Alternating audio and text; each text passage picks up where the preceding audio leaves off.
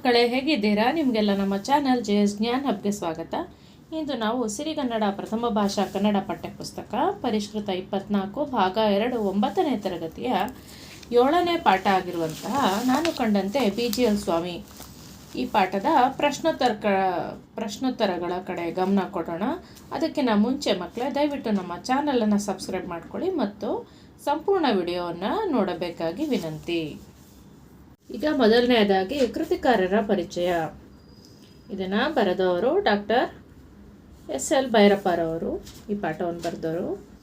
ಇವ್ರ ಬಗ್ಗೆ ಸ್ವಲ್ಪ ತಿಳ್ಕೊಳ್ಳೋಣ. ಡಾಕ್ಟರ್ SL ಭೈರಪ್ಪ ಭಾರತದ ಪ್ರಸಿದ್ಧ ಸಾಹಿತಿ, ಕಾದಂಬರಿಕಾರರು. ಇವರು ಹಾಸನ ಜಿಲ್ಲೆಯ ಚನ್ನರಾಯಪಟ್ಟಣದ ಶಿವರದಲ್ಲಿ 1931ರಲ್ಲಿ ಜನಿಸಿದರು.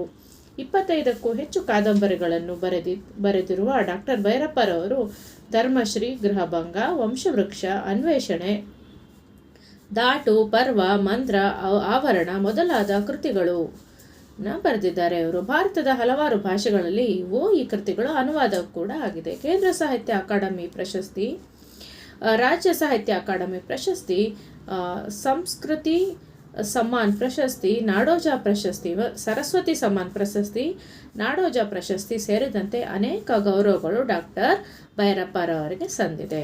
ಈಗ ಅಭ್ಯಾಸಗಳ ಕಡೆ ಗಮನ ಕೊಡೋಣ. ಒಂದು ವಾಕ್ಯದಲ್ಲಿ ಉತ್ತರಿಸಿ. ಸ್ವಾಮೀಜಿಯವರಿಗೆ ಲೇಖಕರಿಗೂ ಪರಿಚಯವಾಗಿದ್ದು ಎಲ್ಲಿ? ಸ್ವಾಮೀಜಿ ಮತ್ತು ಲೇಖಕರಿಗೆ ಎಲ್ಲಿ ಪರಿಚಯ ಆಯಿತು? ಉತ್ತರ: ಸ್ವಾಮೀಜಿಯವರಿಗೂ ಲೇಖಕರಿಗೂ ಪರಿಚಯವಾಗಿದ್ದು ಮೈಸೂರು ವಿಶ್ವವಿದ್ಯಾನಿಲಯದಲ್ಲಿ. ಎರಡನೇದು, ಸ್ವಾಮಿಯವರು ನುಡಿಸಿದ್ದಂತಹ ಸಂಗೀತವಾದ್ಯ ಯಾವುದು? ಅವರು ಯಾವ ಸಂಗೀತವಾದ್ಯವನ್ನು ನುಡಿಸ್ತಾ ಇದ್ರು? ಉತ್ತರ: ಸ್ವಾಮೀಜಿಯವರು ನುಡಿಸುತ್ತಿದ್ದ ಸಂಗೀತವಾದ್ಯ ಪಿಟೀಲು. ಸ್ವಾಮೀಜಿಯವರು ವಿಜ್ಞಾನದ ಯಾವ ವಿಭಾಗದಲ್ಲಿ ಪರಿಣತರಾಗಿದ್ದರು? ಸ್ವಾಮೀಜಿಯವರು ವಿಜ್ಞಾನದ ಸಸ್ಯಶಾಸ್ತ್ರ ವಿಭಾಗದಲ್ಲಿ ಪರಿಣತರಾಗಿದ್ದರು. ನಾಲ್ಕು, ಲೇಖಕರಿಗೂ BGL ಸ್ವಾಮಿಯವರಿಗೂ ಸಮಾನ ಪ್ರೀತಿ ಇದ್ದ ಚಿತ್ರಕಲಾ ಪ್ರದರ್ಶನ ಶಾಲೆ ಯಾವುದು? ಉತ್ತರ: ಲೇಖಕರಿಗೂ BGL ಸ್ವಾಮಿಯವರಿಗೂ ಸಮಾನ ಪ್ರೀತಿ ಇದ್ದ ಚಿತ್ರಕಲಾ ಪ್ರದರ್ಶನ ಶಾಲೆ ಪ್ಯಾರಿಸ್ನ ಲೂರ್ವಾ ಚಿತ್ರ ಪ್ರದರ್ಶನ ಶಾಲೆಯಾಗಿತ್ತು. 3-4 ವಾಕ್ಯಗಳಲ್ಲಿ ಉತ್ತರಿಸಿ. 1. ಲೇಖಕರು ಮತ್ತು ಸ್ವಾಮೀಜಿಯವರು ಯಾವ ವಿಷಯದ ಕುರಿತು ಚರ್ಚೆ ಮಾಡುತ್ತಿದ್ದರು? ಉತ್ತರ: ಲೇಖಕರು ಮತ್ತು ಸ್ವಾಮೀಜಿಯವರು ಸೇರಿದಾಗ ಹಳೆಗನ್ನಡ, ದಕ್ಷಿಣದ ದೇವಾಲಯಗಳು, ಸಮಕಾಲೀನ ಸಾಹಿತ್ಯ, ಫ್ರೆಂಚ್ ವಾಸ್ತುಸ್ಥಿತಿವಾದ, ಸಂಗೀತ ಹೀಗೆ ಯಾವುದಾದರೂ ವಿಷಯಗಳ ಬಗ್ಗೆ ಚರ್ಚಿಸುತ್ತಿದ್ದರು. ಸಸ್ಯಶಾಸ್ತ್ರವಂತೂ ಅವರ ಖಾಸಾ ಕ್ಷೇತ್ರ. ವೇದ, ಉಪನಿಷತ್ತು, ಸಂಸ್ಕೃತ ಕಾವ್ಯಗಳು ಒಮ್ಮೊಮ್ಮೆ ಚರ್ಚೆ ಮಾಡುತ್ತಿದ್ದರು. ಎರಡನೇದು, ಸ್ವಾಮಿಯವರ ಸಂಶೋಧನೆಯ ಆಸಕ್ತಿ ಹೇಗಿತ್ತು? ಕಲೆಯ ರಸ, ಆನಂದ ಮತ್ತು ಕೌತುಕಗಳು ಅವರ ಸಂಶೋಧನೆಯ ಇನ್ನೊಂದು ಮುಖವಾಗಿರುತ್ತಿತ್ತು.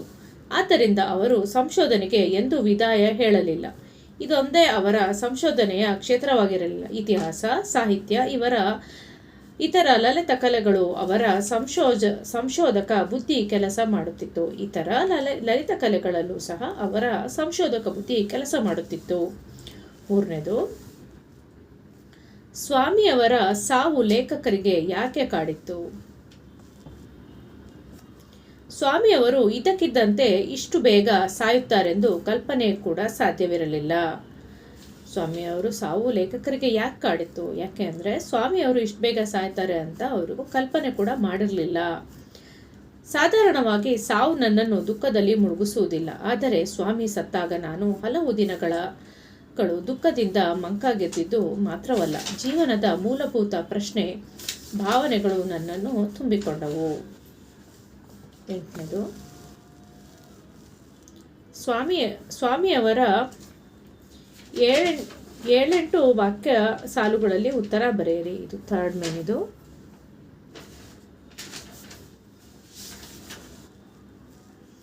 ಸ್ವಾಮಿಯವರು ಸಂಗೀತಾಸಕ್ತಿಯನ್ನು ವಿವರಿಸಿ. ಅವರ ಸಂಗೀತಾಸಕ್ತಿಯನ್ನು ವಿವರಿಸಿ. ಉತ್ತರ: ಸ್ವಾಮಿಯವರು ಪಿಟೀಲು ನುಡಿಸುತ್ತಿದ್ದರು. ಸಂಗೀತದ ಬಗ್ಗೆ ಸ್ವಾಮಿ ಮತ್ತು ಲೇಖಕರು ಬಹಳ ವರ್ಷಗಳಿಂದ ಆಲೋಚಿಸುತ್ತಿದ್ದರು. ಲೇಖಕರ ವಿಚಾರಗಳಲ್ಲಿ ಸ್ವಾಮಿಯವರಿಗೆ ಹೇಳಿದರು. ಲೇಖಕರ ವಿಚಾರಗಳನ್ನು ಸ್ವಾಮಿಯವರಿಗೆ ಹೇಳಿದರು. ಏನು ಹೇಳಿದ್ರು? ಸ್ವಾಮಿ ಉತ್ಸುಕರಾದರು. ಹಾಗಾದರೆ ನೀವು ಒಂದು ಲೇಖನ ಬರಿಬೇಕು. ಸಂಗೀತಗಾರರೆಂದು ಓದುವ ಹಾಗೆ ಪ್ರಕಟಿಸೋಣ. ನಾನು ತಮಿಳಿಗೆ ಅನುವಾದಿಸಿ ಅಲ್ಲಿಯ ಸಂಗೀತಗಾರರು ರಸಿಕರು ಓದುವ ಹಾಗೆ ಮಾಡ್ತೀನಿ ಎಂದರು.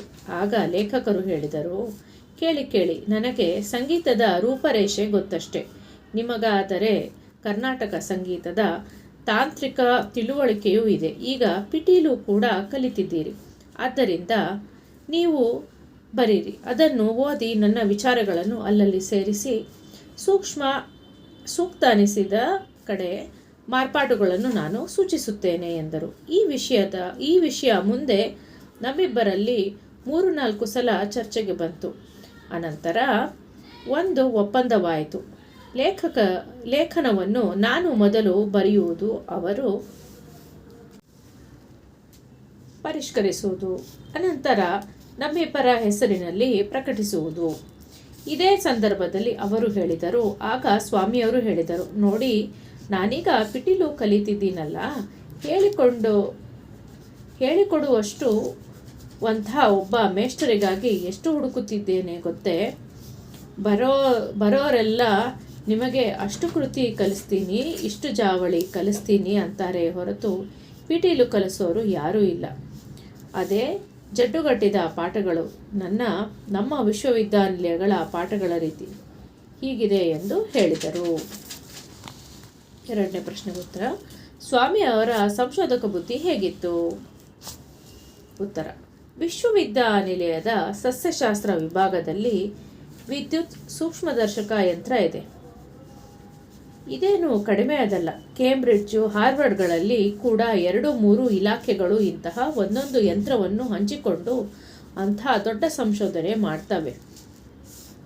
ಅಂಥ ಯಂತ್ರದ ಮೂಲಕ ನಮ್ಮ ದೇಶದಲ್ಲಿ ಎಷ್ಟು ಜನ ನೋಡುವ ಅಭ್ಯಾಸ ಬೆಳೆಸಿಕೊಂಡಿದ್ದಾರೋ ನಾಕಾಣೆ.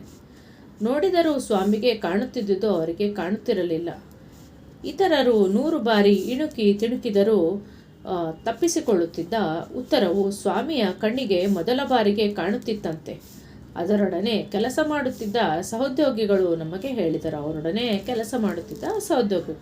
ಹೇಳಿದರು.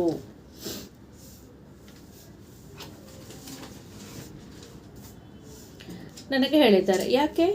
ತಾನು ಏನನ್ನು ಹುಡುಕಬೇಕೆಂದು ಅರೆಕಲ್ಪನೆ ಸ್ವಾಮಿಗೆ ಮೊದಲೇ ಇರುತ್ತಿತ್ತು. ಯಾಕೆ ಬೇಗ ಕಾಣಿಸ್ತಿತ್ತು ಅಂದರೆ, ಅವ್ರು ಏನು ನೋಡಬೇಕು ಅನ್ನೋದ್ರ ಬಗ್ಗೆ ಅವರಿಗೆ ಮೊದಲೇ ಕಲ್ಪನೆ ಇರ್ತಿತ್ತು.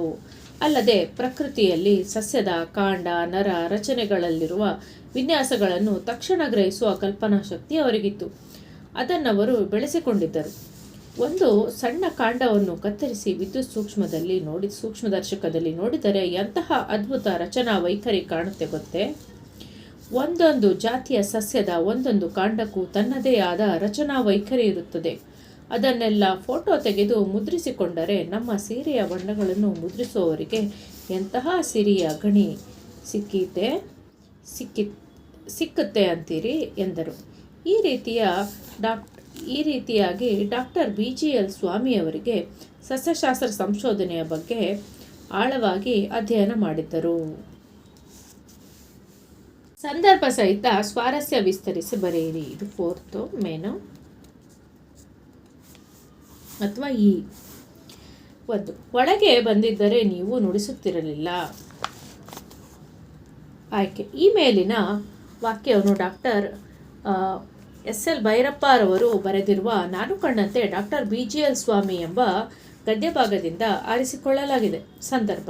ಒಂದು ದಿನ ಸ್ವಾಮಿಯವರು ಕೋಣೆಯ ಬಾಗಿಲಿಗೆ ಹೊರಗಿನ ಬೆಳಕು ಒಳಗೆ ಬರದಂತೆ ಗಾಳಿ ಬಾಗಿಲಿನ ಗಾಜಿಗೆ ಕಪ್ಪು ಕಾಗದ ಅಂಟಿಸಿದ್ದರು. ಕಿಟಕಿ ಬಾಗಿಲುಗಳನ್ನೆಲ್ಲ ಬಿಗಿಯಾಗಿ ಮುಚ್ಚಿದ್ದರು. ಆಲಿಸಿದರೆ ಒಳಗಿನಿಂದ ಪಿಟೀಲುನಾದ ಅಭ್ಯಾಸ ಮಾಡುತ್ತಿರುವುದು ಕಂಡು ಬಂದಿತು. ಲೇಖಕರು ಅಲ್ಲಿಯೇ ಅರ್ಧ ಗಂಟೆಗೂ ಹೆಚ್ಚು ಹೊತ್ತು ನಿಂತ ನಂತರ ಮೇಟಿ ಕಾಫಿ ತಂದು ಬಾಗಿಲನ್ನು ತಟ್ಟಿದಾಗ ಅವರು ತೆಗೆದರು. ನನ್ನನ್ನು ನೋಡಿ, ಎಷ್ಟು ಹೊತ್ತಿನಿಂದ ನಿಂತಿದ್ದೀರಿ, ಬಾಗಿಲು ಯಾಕೆ ತಟ್ಟಲಿಲ್ಲ ಎಂದು ಕೇಳಿರುವ ಸಂದರ್ಭದಲ್ಲಿ ಈ ಲೇಖಕರು ಸ್ವಾಮೀಜಿಯವರಿಗೆ ಈ ಮೇಲಿನ ಮಾತನ್ನು ಹೇಳಿದರು. ಸ್ವಾರಸ್ಯ. ಇಲ್ಲಿ ಭೈರಪ್ಪ ಮತ್ತು ಸ್ವಾಮಿಯವರ ಸಂಗೀತಾಸಕ್ತಿ ಸ್ವಾರಸ್ಯವಾಗಿದೆ. 2ನೇದು.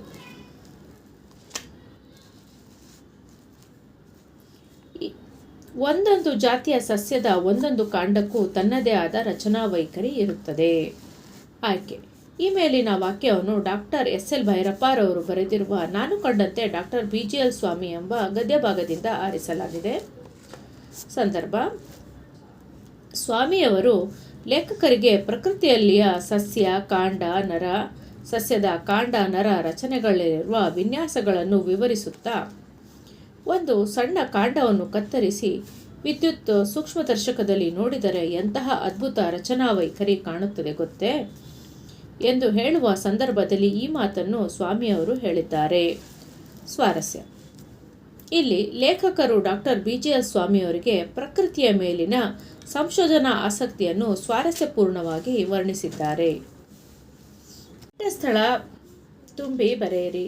1. ರೇಖೆ: ವರ್ಣಗಳಲ್ಲಿ ಎಂತೆಂಥ ಡ್ಯಾಶ್ ಸಾಧಿಸಬಹುದು, ಎಂತೆಂಥ ರಚನಾ ಬಂಧಗಳನ್ನು. 2. ಹೊರಗಿನ ಬೆಳಕು ಬರದಂತೆ ಡ್ಯಾಶ್ ಗಾಜಿಗೆ ಕಪ್ಪು ಕಾಗದ ಅಂಟಿಸಿದ್ದರು. ಗಾಳಿ ಬಾಗಿಲಿಗೆ. ವಿರುದ್ಧಾರ್ಥಕ ಪದ ಬರೆಯಿರಿ. 1. ಕಲ್ಪನೆ ನೈಜ. 2. ಪ್ರಸಿದ್ಧ ಅಪ್ರಸಿದ್ಧ. 3. ದೀರ್ಘಾಯು ಅಲ್ಪಾಯು. ಭಾಷಾ ಚಟುವಟಿಕೆ: ಕೊಟ್ಟಿರುವ ಪದಗಳನ್ನು ಬಿಡಿಸಿ ಸಂಧಿ ಹೆಸರಿಸಿ. 1. ಸಹೋದ್ಯೋಗಿ. ಸಹ ಪ್ಲಸ್ ಉದ್ಯೋಗಿ, ಸಹೋದ್ಯೋಗಿ. ಇದು ಗುಣಸಂಧಿ. ಜೊತೆಯಲ್ಲಿ, ಜೊತೆ ಪ್ಲಸ್ ಅಲ್ಲಿ, ಜೊತೆಯಲ್ಲಿ. ಲೋಪಸಂಧಿ. 3. ದೇವಾಲಯ. ದೇವ ಪ್ಲಸ್ ಆಲಯ, ದೇವಾಲಯ. ಸವರ್ಣ ದೀರ್ಘ ಸಂಧಿ.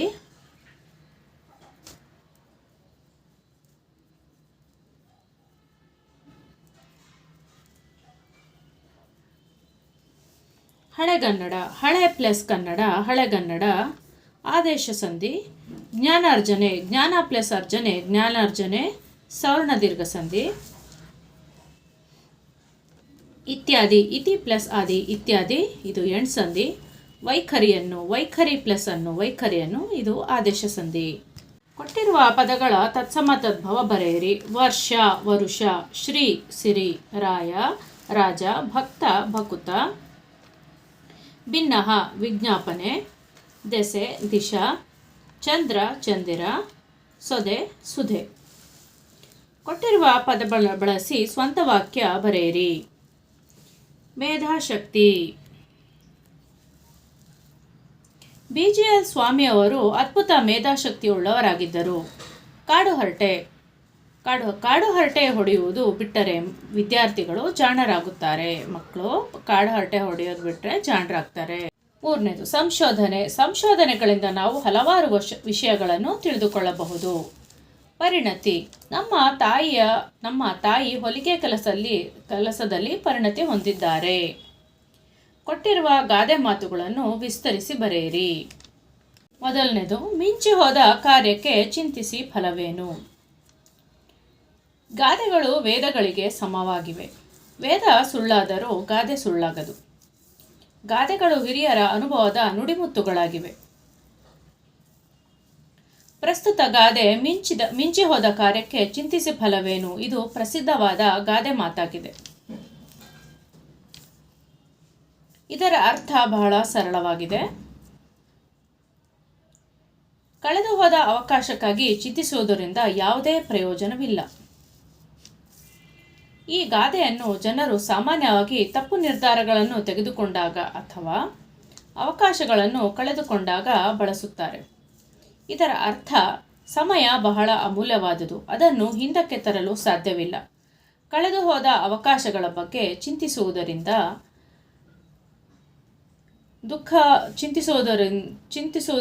ಕೇವಲ ದುಃಖ, ಹತಾಶೆ ಉಂಟಾಗುತ್ತದೆ. ಅದರ ಬದಲಾಗಿ ಮಾಡುವ ತಪ್ಪುಗಳಿಂದ ಪಾಠಗಳನ್ನು ಕಲಿಯಬೇಕು, ಆದರೆ ಮುಂದೆ ಆಗುವುದರ ಕಡೆ ಹೆಚ್ಚು ಗಮನ ಕೊಡಬೇಕು ಎಂದು ಅರ್ಥ. 2. ഇരുಳು ಕಂಡ ಬಾವಿಗೆ ಹಗಲು ಬಿದ್ದಂತೆ. ಗಾದೆಗಳು ವೇದಗಳಿಗೆ ಸಮ. ವೇದ ಸುಳ್ಳಾದರೂ ಗಾದೆ ಸುಳ್ಳಾಗದು. ಗಾದೆಗಳು ಹಿರಿಯರ ಅನುಭವದ ನುಡಿಮುತ್ತುಗಳಾಗಿವೆ. ಪ್ರಸ್ತುತ ಗಾದೆ ಮಾತಾಗಿರುವ ഇരുಳು ಕಂಡ ಬಾವಿಗೆ ಹಗಲು ಬಿದ್ದಂತೆ ಈ ಗಾದೆಯು ಬಹಳ ಪ್ರಸಿದ್ಧವಾದ ಗಾದೆ ಮಾತಾಗಿದೆ. ಇದರ ಅರ್ಥ ನಾವು ಇದು ತಪ್ಪು ಎಂದು ತಿಳಿದಿರುತ್ತದೆ, ಆದರೂ ತಪ್ಪನ್ನು ತಿಳಿದು ಮಾಡುತ್ತೇವೆ. ಈ ಗಾದೆ ಎಚ್ಚರಿಕೆ ಮಹತ್ವವನ್ನು ಹೇಳುತ್ತದೆ. ഇരുಳು ಕಂಡ ಅಂದರೆ ರಾತ್ರಿ ಬಾವಿ ಇದೆ ಎಂದು ನೋಡಿರುತ್ತೇವೆ. ಆದರೂ ಹಗಲಿನಲ್ಲಿ ಅದೇ ಬಾವಿಗೆ ಬಿದ್ದರೆ ತಿಳಿದು ತಪ್ಪು ಮಾಡಿದಂತೆ ಅಲ್ಲವೇ? ನಮಗೆ ಅಪಾಯದ ಸೂಚನೆಗಳು ದೊರೆತಾಗ ಅವುಗಳನ್ನು ಗಂಭೀರವಾಗಿ ಪರಿಗಣಿಸಬೇಕು. ಇಲ್ಲದಿದ್ದರೆ ನಷ್ಟವನ್ನು ಅನುಭವಿಸಬೇಕಾಗುತ್ತದೆ ಎಂಬುದು ಈ ಗಾದೆಯ ಅರ್ಥವಾಗಿದೆ. ಈಗ ಈ ಪಾಠದ ಪ್ರಶ್ನೋತ್ತರಗಳು ಮುಗೀತು. ಇದೇ ರೀತಿಯ ವಿಡಿಯೋಸ್ಗಾಗಿ ದಯವಿಟ್ಟು ನಮ್ಮ ಚಾನಲನ್ನು ಸಬ್ಸ್ಕ್ರೈಬ್ ಮಾಡಿಕೊಳ್ಳಬೇಕಾಗಿ ವಿನಂತಿ.